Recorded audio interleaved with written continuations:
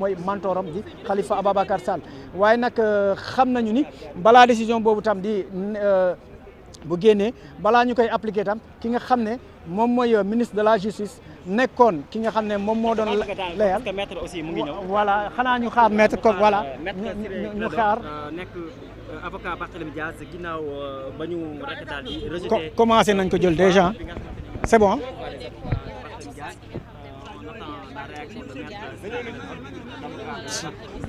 nañu organisé wu nag nañu organisé wu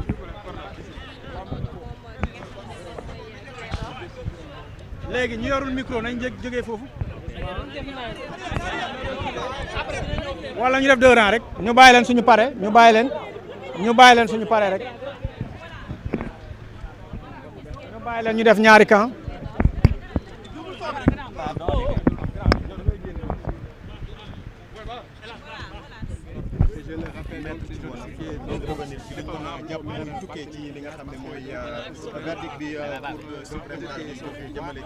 Bon, si tout le monde pose des questions, je ne pourrai pas répondre. Oui. Donc c'est bon.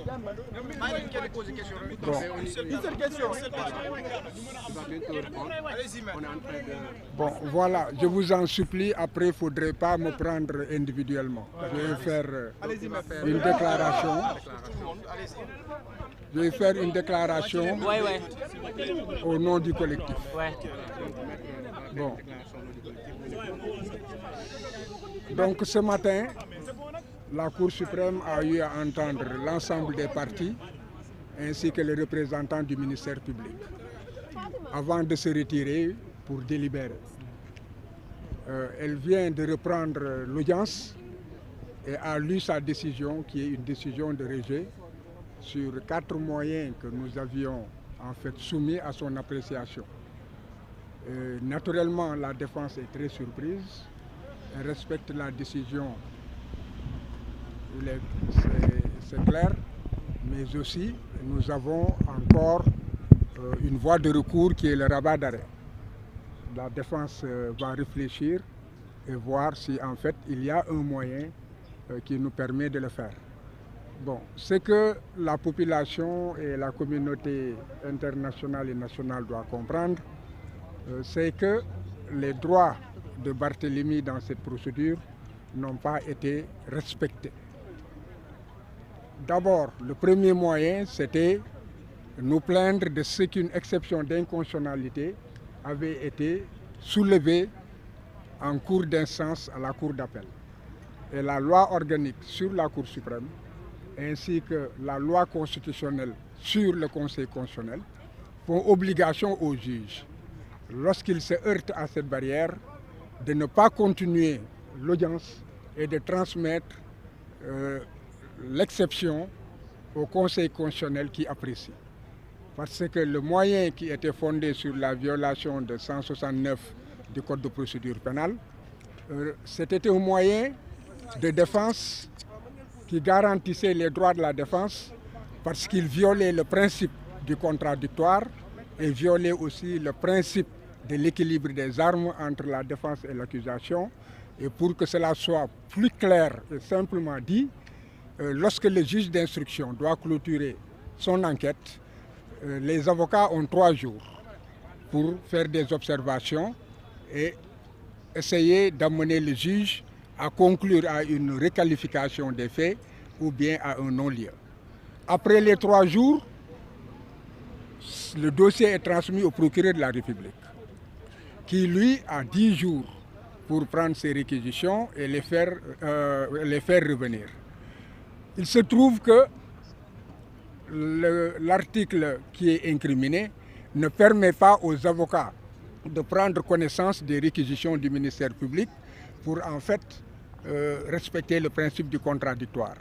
Alors que le procureur de la République prend connaissance des arguments de la défense,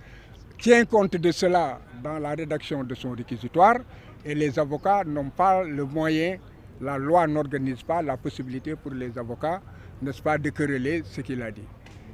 Donc le principe du contradictoire, et il y a aussi l'équilibre des armes, n'est-ce pas, où il y a une nette faveur qui est donnée au procureur de la République, alors qu'en matière judiciaire, le débat doit être loyal. Bon, l'autre chose, c'est que il était reproché aux juges de n'avoir pas répondu, parce que là, il y a une confusion qu'il faut quand même relever. Et je pense que la Cour suprême est tombée aussi dans ce piège, dans la mesure où le premier juge qui prenait l'audience et devant lequel il y a eu les plaidoiries sur l'exception d'inconstitutionnalité a été remplacé. Après qu'il ait écouté les débats, qu'il ait demandé que des notes en cours de délibéré lui soient déposées, ce qui a été fait et nous avons la preuve, si certains le veulent, on leur montrera la décharge du juge. Maintenant, à la reprise de l'audience, ils sont contentés de dire rejet, sans dire pourquoi, alors que toute décision doit être motivée. Donc c'est la loi sur l'organisation judiciaire, en fait, bannit toute décision rendue par un juge lorsque la décision ne contient pas les motifs, donc les explications, n'est-ce pas, qui ont amené le juge à rendre sa décision, ce qui permet un contrôle. Bon, donc, on n'a vu nulle trace de cela dans le jugement qui a été délivré. Ce n'est pas la faute des avocats, c'est un manquement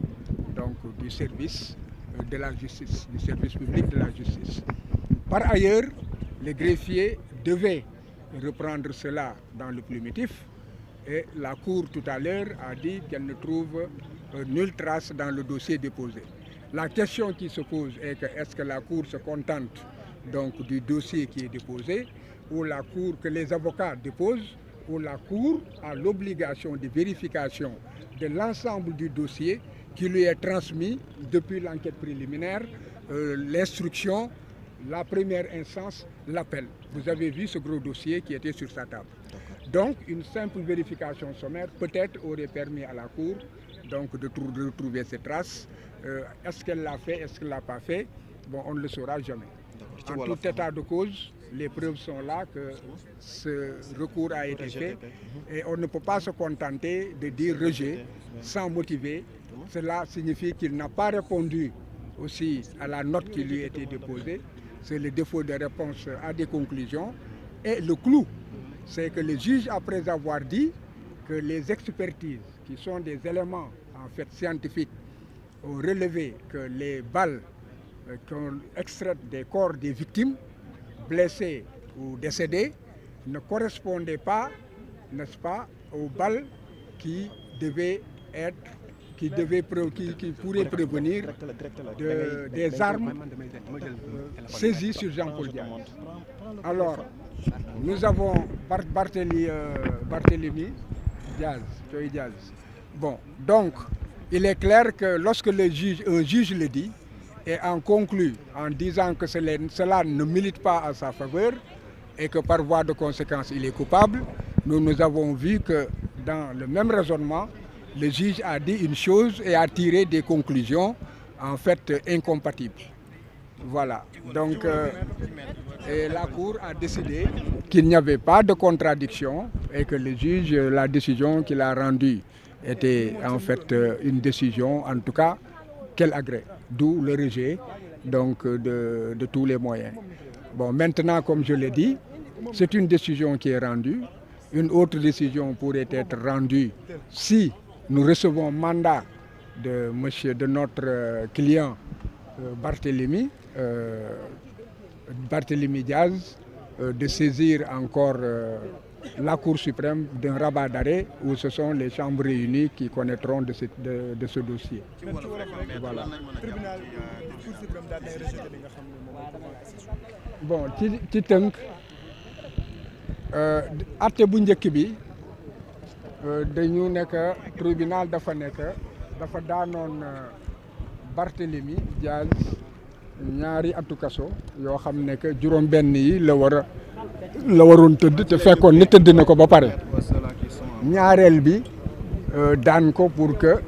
mu joxe ndàmpaay $20 millions ak juróom ci kaw loolu ñu dem pour attewaat ko ci attewaat boobu nag dafa am benn ponk boo xam ne avocat yi dañ koo yëkkati te ponk boobu cour d'appel amul sañ-sañ xool ko walla di ci mën cee dugal kàddoom dafa waroon jël dossier bi jébbal ko conseil constitutionnel loolu la yoon wax wante cour d'appel deful loolu dafa jël mbir mi dem délibéré maanaam dañoo dem diisoo ñu dellu siwaat ci seen diisoo ñu ne lii ngeen yëkkati duñ ko jébbal parce que yenuwul maanaa alors que yoon mayu ko mu xool ndax yenu na maanaa wala yenuwul maanaa wante yenuwul maanaa boobu it waxuñu lu tax ñu ne que yenuwul maanaa dañ ñëw rek ne que dàq nañu la ngeen def atte bi dañ koy continuer mu di jalgati nañu yoon tey jii cour suprême nee na que jalgati yoon boobu moom mënu koo wax ndax gisul fenn ci dossier bi foo xam ne que ponk boobu maanaam jël nañ ko wax nañ ko ci biir tribunal bi te sunu dossier loolu nekku ci ñun nag cour suprême du ñun lañ ko jébbal rek cour suprême dossier lañ koy jébbal dossier bi enquête bi ñu def police enquête bi ñu def ci tribunal atte bu njëkk bi ak atte bu mujj bi ak ñun la ñuy ñaxtu lépp lañ koy jébbal kon man ma jàpp ne que warul mun a yem rek ne que seeni kayit yi ñu jot loolu nekku ci parce que ba ñu taxawee tey ci joŋante bi yëgal nañ ko ne bu xoolee la nga xam ne moo ko yor dina gis ne que lépp lu ñu wax ci ponk boobu mu ngi ci biir dossier bi waaw nañu gàttal rek ne que dàq nañ ko leneen li ci des moom moo di que ci lañ doon ñaxtu moom moo di que attekat bi dafa nekk kuréel yi nga xam ne moom la ñu seppi ci yaramu nan la tuddati Ndiaga Diouf ak ñi nga xam ne dañ ne dañ leen gaañ kuréel yooyu bañ ko xoolee nekkul kuréel yoo xam ne mun na jóge ci fetal yi Jean-Paul Diaz yore woon Barthélémy Diaz yore woon ngeen baal ma ndax papaam laa gën a miin moom laa gën a xam moo tax tur bi di ñëw dégg nga kon boog bu waxee loolu ba pare nekk quand même lañu Karay Ndiaga moom la ki gaañ ñeneen ñi daanaka moom la ak moom ak ña mu àndoon ña mu nekkaloon kooku ñun ñu gis ne que wax ci biir wax dafa am waroo munoo wax ne que la ngay wër fekkew ko ci nit ki ba pare ne que nit ki moom moo ko def maanaam foofu cour suprême nee na que moom ci ñoom seen xam-xam foofu amul benn waroo kon mbokk ñu jàpp ne que daal ci gàttal ci wolof ndax jël di tekki ci wolof la ñuy wax ci tubaab dafa jafe mais ngeen jàpp ne que daal cour suprême bañ na lépp kon atte ba njëkk ba te ñu dëggaloon ko cour d'appel atte boobu moom mooy wéy léegi nag ba tey des na ndax cour suprême dafa am i mbaxana léegi bi mooy mbaxana bi nga xam ne que moom moo xam mbir mi saytu ko wante am na mbaxana bu ko féete kaw loolu nag ñun dañuy yebal ñu liggéey bu ñu ne yemale leen fii ñu yem foofu